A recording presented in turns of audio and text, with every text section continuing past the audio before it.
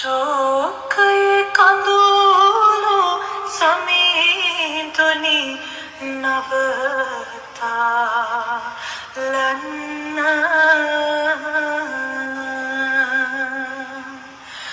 රාගයේ රුතුරු කිලිසුන්තුරු කරලන්න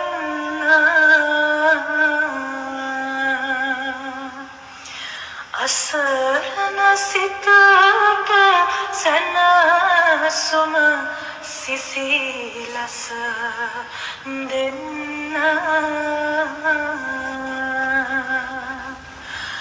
අම මහ නිවන් සැපගෙනද මෙහි එන්න. ඔයාලට කොහොමද?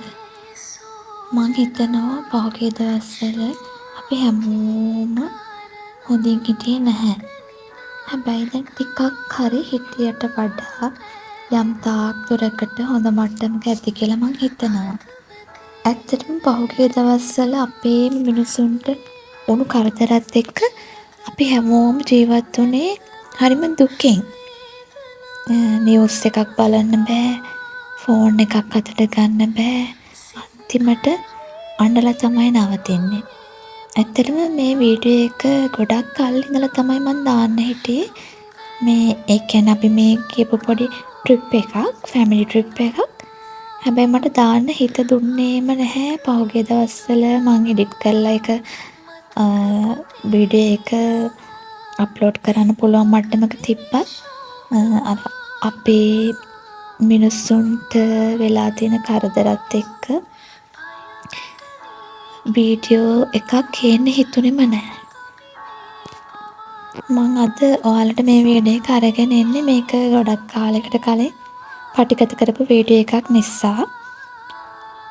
ඉතින් මං කියන්නේ මගේම ආදරණීය මිනිසුන්ට ඔයාලට කරදර වුණු කරදර නොවුණු හැමෝටම මේ පහුගිය කාලේ අපිට අපේ රටේ අහිංසක මිනිස්සුන්ට වෙච්ච කරදර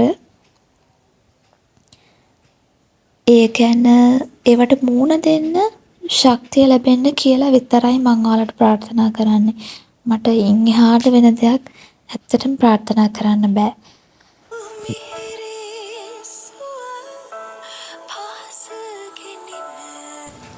අපි මේ ගියේ රත්නපුර පැත්තේ තියෙන ලස්සනම පැත්තකට.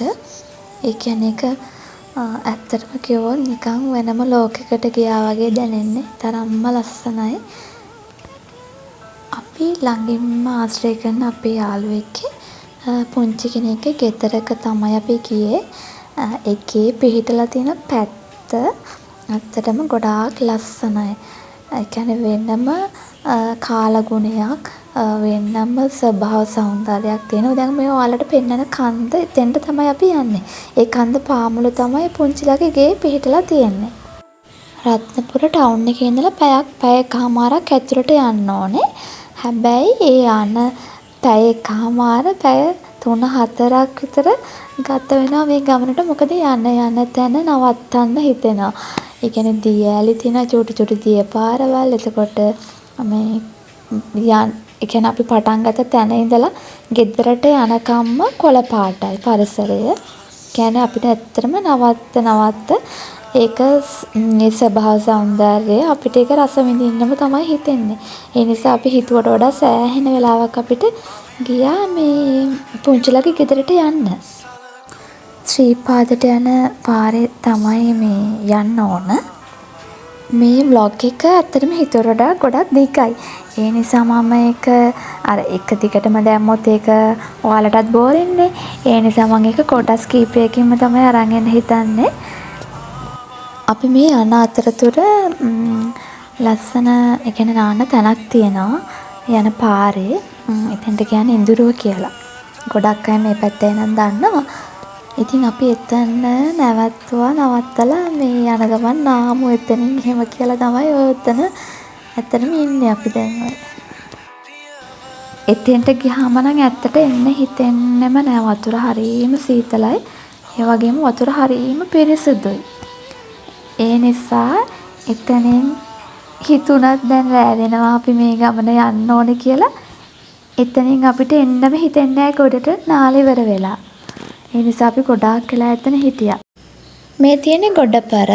මේක ඉස්සර කාලේ ගොඩක් අය ෂැම්පු විදිහට ස්වභාවික ෂැම්පු විදිහට පාවිච්චි කරලා තියෙනවා. මේක ඇත්තටම හොඳ ඖෂධයක්. ඉස්සොරි වලට කොණ්ඩේ වියලි ගතිය නැති වෙන්න. ඒ ගොඩපර ගෙඩියේ ඇතුලේ තියෙන මදේ තමයි හිසේ ආලේප කරන්න ඕනේ. ඒක ජෙල් එකක් වගේ. ඇත්තට මේක ෂැම්පු එකක් වගේ ගාති දැනෙනවා, පෙනත් එනවා. ඉතින් මේ දෙන්න තමයි අපි යාළුවෝ දෙන්න. මේ නංගිගේ පුංචි එකේ ගෙදර තමයි අපි යන්නේ. එතකොට අපේ හස්බන්ඩ්ගේ ඔෆිස් එකේ මල්ලි කෙනෙක්. ඒ මල්ලිගේ වයිෆුයි. අපි ගොඩාක් ළඟින්ම ආශ්‍රය කරන දෙන්නෙක් තමයි ඒ නංගි මල්ලි. එතකොට යාළුවට චූටි ලස්සන බෝනික්යක් වගේ චූටි දුවෙකුත් ඉන්නවා. එයත් මේ ගමනට එකතු වුණා. බලන්නකො මේ වචරවල තියෙන පිරිසිදුකම දැක්කම ආසයි එතන. ඔය අපිට පොඩ්ඩක් එයාලගේ වැඩ ටිකක් පෙන්නන්න ඔය තෙන්ට නාන්න ඇවිල්ලා හිටපු පුතාලා 3-4 දෙනෙක්. අපි යාලා කවුද කියන්නත් දන්නේ නැහැ.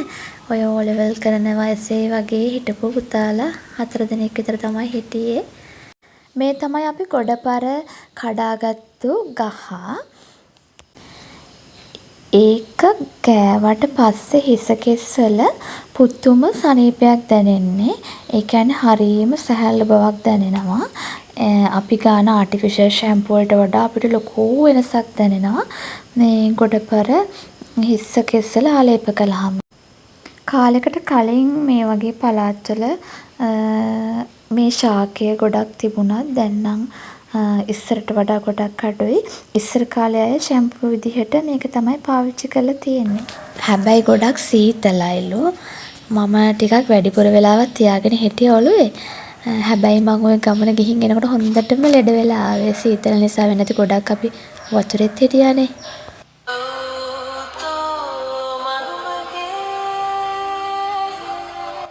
අර මං කියපු පුතාලගෙන් එක්කෙනෙක් උතන පොඩ්ඩක් සීරුණා. ඔය ගලකින් වැටිලා ඒ වෙලාවේ අපි එතන යාලා දිහා යාලා ගැන බලන වෙලාව.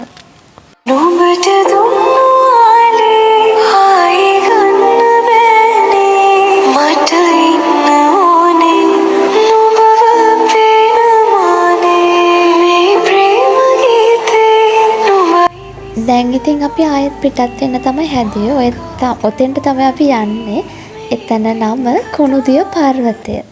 මම ඊළඟ ව්ලොග් එකෙන් ඔයාලට ලස්සන ඒ ගමනේ තවත් එක කොටසක් අරගෙන එනවා. කොහොමත් කොටස් 2-3ක් ඒකේ තියෙයි. මොකද ටිකක් දිග නිසා. එහෙනම් ඔයාලා හැමෝටම ලස්සන දවසක්. එහෙනම් පරිස්සමින් ඉන්න ඔයාලා හැමෝම.